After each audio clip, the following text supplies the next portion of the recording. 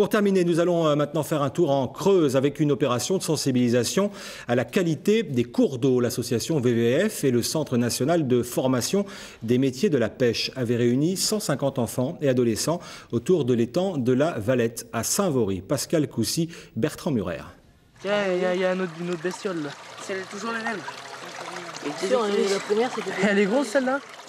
Dans un ruisseau, il y a de l'eau, bien sûr. Mais il y a aussi des plantes et des animaux, toute une vie qui dépend de la qualité, bonne ou mauvaise, du cours d'eau. Une évidence? Pas forcément.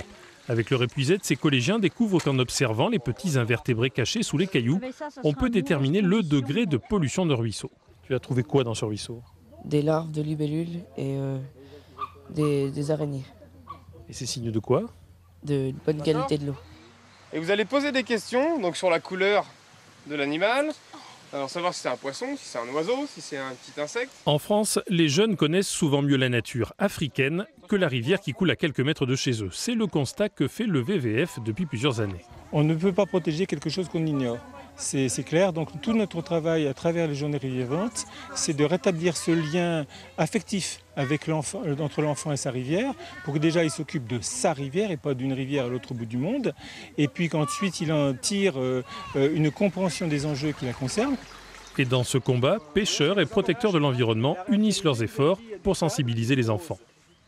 S'il n'y a pas de poissons, il n'y a pas de pêcheurs. Si l'eau est de mauvaise qualité, il n'y a pas de poissons. Alors ils sont peut-être plus enclin de s'émouvoir et de se dire tiens, hier ici il y avait des poissons, aujourd'hui il n'y en a plus. Bon, mais les autres usagers aussi. Car l'eau des rivières est un bien précieux qui appartient à tout le monde.